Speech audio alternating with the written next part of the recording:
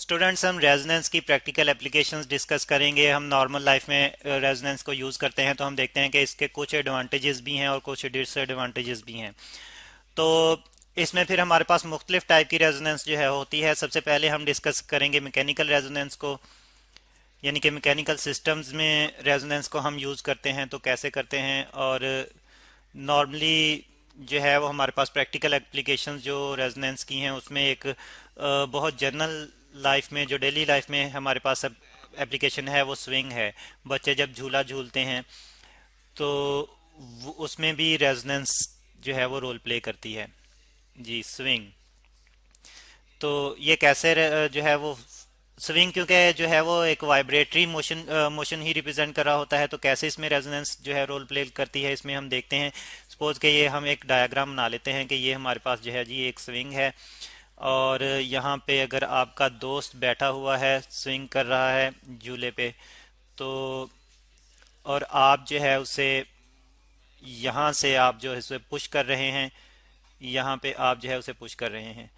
तो अब आपके दोस्त ने यहाँ से, मतलब आपके करीब से मोशन स्टार्ट की है, यहाँ से उसने वाइब्रेशन स्टार्ट की है अपनी, और जब वो वापस आता है तो तब आप उसे पुश देते हैं। अगर आप दरमियान में उसे कहीं पुश दें तो ये आपके लिए बहुत मुश्किल होगा, और मतलब जो है प्रॉपरली आप उसे पुश नहीं कर पाएंगे। तो जो आपका दोस्त जो स्विंग कर रहा है ये ऑसिलेटर है, और आप उसे जो है वो फोर्स अप्लाई कर रहे हैं, यानी कि आप ड्राइविंग फोर्स के तौर पर एक्ट कर रहे हैं। तो ड्राइविंग फोर्स की रेजोनेंस कैसे प्रोड्यूस होगी? ड्राइविंग फोर्स की और ऑसिलेटर की जब फ्रीक्वेंसी मैच कर जाएगी। तो कैसे मैच करेगी?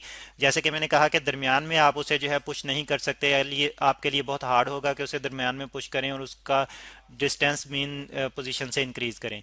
तो जब वो फिर अपनी वाइब्रेशन कंप्लीट करके, यानी कि यहाँ से स्टार्ट होके यहाँ मैक्सिमम डिस्प्लेसमेंट तक गया, फिर वापस जब आपके पास आएगा तो तब आप उसे पुश करेंगे, और दरमियान में आप पुश नहीं कर सकते। तो जब यहाँ पे आप फिर उसे पुश करेंगे तो आपकी फ्रीक्वेंसी उसके ऑसिलेटर की फ्रीक्वेंसी से मैच कर रही है, और फिर उसे आप जो है वो पुश दे रहे हैं। तो इस तरह से जब आप उसे पुश देते हैं तो ड्राइविंग फोर्स और ऑसिलेटर की फ्रीक्वेंसी मैच करती हैं, तो उसका एम्पलीट्यूड जो है, यानी कि इसका मीन पोजीशन से डिस्टेंस जो है वो इंक्रीज होता है, और ये मैक्सिमम स्विंग करता है।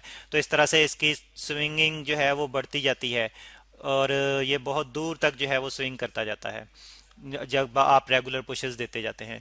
तो इस तरह से स्विंग में रेजोनेंस पर यूज़ करते हुए जो है वो मैक्सिमम एम्पलीट्यूड या मैक्सिमम डिस्टेंस तक स्विंगिंग जो है वो प्रोड्यूस की जा सकती है। और फिर इसकी एक और एप्लीकेशन, मैकेनिकल रेजोनेंस की एक और एप्लीकेशन जो है वो स्टेप ब्रेकिंग है।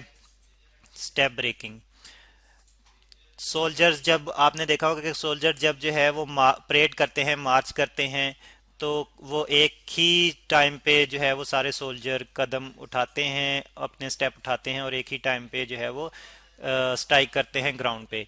लेकिन अगर वो किसी ब्रिज से जो है वो गुजर रहे हों, तो ब्रिज क्योंकि एक हैंगिंग स्ट्रक्चर होता है, तो ये हम एक ब्रिज की डायग्राम रफली बना लेते हैं कि ये हमारे पास एक ब्रिज है। अब इस पे जब एक सोल्जर मूव करता है तो वो अपना स्टेप स्ट्राइक करता है, अपना पाँव स्ट्राइक करता है ब्रिज पे। तो जब वो स्ट्राइक करता है तो ब्रिज क्योंकि हैंगिंग है तो वो ब्रिज जो है वो वाइब्रेट करने लगता है। अगर बहुत सारे सोल्जर इकट्ठे ही अपने पाँव स्ट्राइक करें तो ब्रिज की ऑसिलेशन बढ़ जाएगी, उसकी वाइब्रेशन बहुत ज़्यादा हो जाएगी, एम्पलीट्यूड बहुत ज़्यादा हो जाएगा। तो जिससे क्या होगा कि ज़्यादा एम्पलीट्यूड होने से ब्रिज के ब्रेक होने का खदशा होता है। तो इसलिए फिर जब सोल्जर्स मार्च करते हुए किसी ब्रिज से गुजरते हैं तो उनको स्टेप ब्रेकिंग का ऑर्डर दिया जाता है, ताकि वो अपने स्टेप ब्रेक कर लें, तो उनकी जो ड्राइविंग फोर्स है वो मैच ना कर सके ब्रिज की नेचुरल फ्रीक्वेंसी से। हर एक की ड्राइविंग फोर्स अलग अलग टाइम पे अप्लाई हो तो वो मैच नहीं करेगी, और मैच नहीं करेगी तो रेजोनेंस प्रोड्यूस नहीं होगी। तो इस तरह से मैकेनिकल रेजोनेंस जो है वो यहाँ पे हम यूज़ करते हैं। फिर नेक्स्ट हमारे पास है जी इलेक्ट्रिकल रेजोनेंस। अक्सर हम जो है वो रेडियोज़ और टेलीविज़न ट्यून करते हैं, तो हम कैसे करते हैं? उसमें बेसिकली हम इलेक्ट्रिकल रेजोनेंस ही यूज़ करते हैं। हमारे पास ख़ास किस्म के सर्किट होते हैं, और वो सर्किट जो है वो ऑसिलेट करते हैं, यानी कि इलेक्ट्रिकली उनमें ऑसिलेशंस प्रोड्यूस होती हैं। तो इलेक्ट्रिक रेजोनेंस, अब इसमें जैसे कि मैंने कहा कि रेडियो या टीवी को ट्यून करते हैं, यहाँ पे हम लिख लेते हैं कि इलेक्ट्रिक रेजोनेंस हम रेडियो और टीवी ट्यूनिंग में यूज़ करते हैं, रेडियो और टीवी ट्यूनिंग में। अब ये कैसे ट्यूनिंग करते हैं, हम किसी ख़ास चैनल को कैसे सिलेक्ट करते हैं? तो हमारे पास जो इलेक्ट्रिक सर्किट होते हैं ख़ास किस्म के, उनको हम रिसीवर कहते हैं। रिसीवर, अब रिसीवर एक इलेक्ट्रिक ऑसिलेटर होता है और इसकी फ्रीक्वेंसी को हम चेंज कर सकते हैं, यानी कि ये जिस फ्रीक्वेंसी से ऑसिलेट कर रहा होता है उस फ्रीक्वेंसी को चेंज किया जा सकता है। दूसरी तरफ हमारे पास जो स्टेशन होता है हमारे पास, यानी कि जिस स्टेशन से वो चैनल आ रहा है जो कि हम देखना चाह रहे हैं, जो हम ट्यून अप करना चाह रहे हैं अपने रेडियो या अपने टेलीविज़न पे, वो स्टेशन भी ट्रांसमिट कर रहा होता है फिक्स फ्रीक्वेंसी की इलेक्ट्रोमैग्नेटिक वेव्स। और जो ट्रांसमिशन होती है, यानी कि जो चैनल होता है वो फिक्स फ्रीक्वेंसी पे ट्रांसमिट हो रहा होता है, फिक्स फ्रीक्वेंसी। अब हम अपने टीवी या रेडियो को इस तरह से ट्यून करते हैं, यानी कि उसके रिसीवर की फ्रीक्वेंसी जो है हम चेंज करते जाते हैं, फ्रीक्वेंसी, रिसीवर की फ्रीक्वेंसी चेंज करते जाते हैं, और एक टाइम ऐसा आता है कि रिसीवर की फ्रीक्वेंसी और ट्रांसमिशन फ्रीक्वेंसी आपस में मैच कर जाती हैं।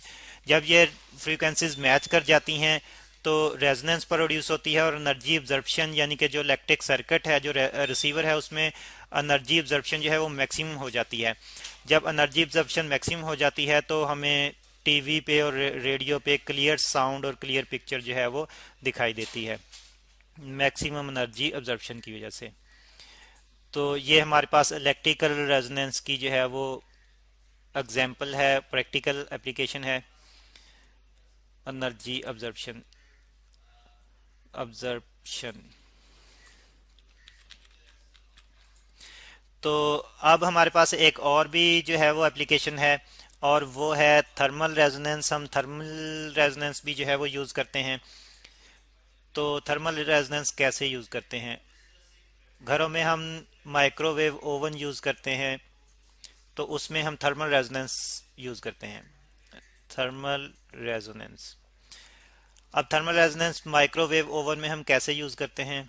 माइक्रोवेव ओवन, और माइक्रोवेव ओवन जैसे कि हम जानते हैं कि खाना गर्म करने के लिए या कुकिंग के लिए यूज़ करते हैं हम, कुकिंग और हीटिंग के लिए हम यूज़ करते हैं microwave oven, cooking and heating, heating.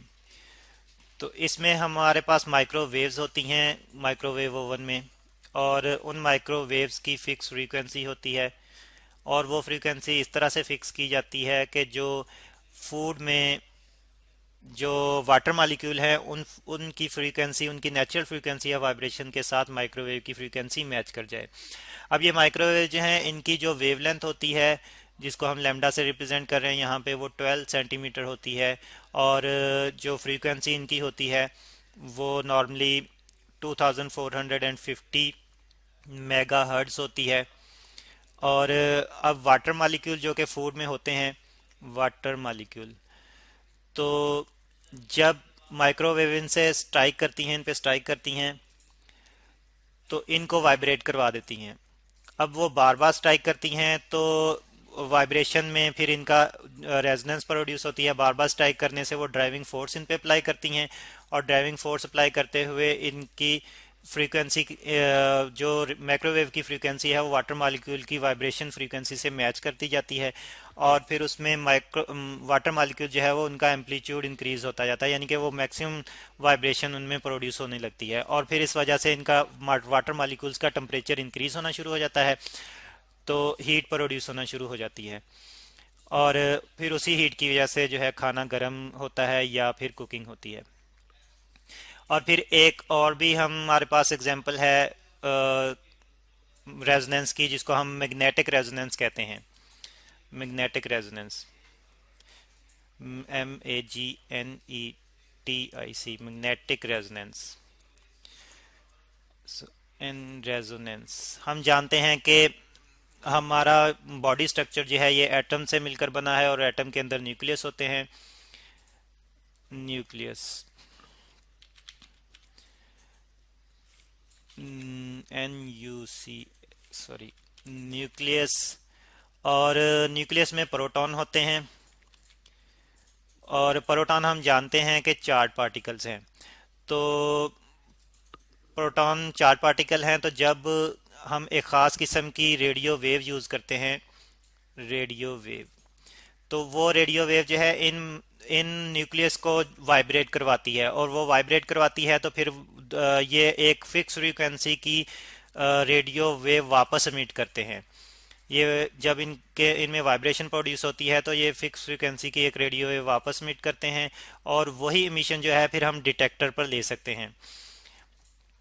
तो इस तरह से हम इमेज जो है वो अपने ऑर्गन्स की इमेज जो है वो ले सकते हैं।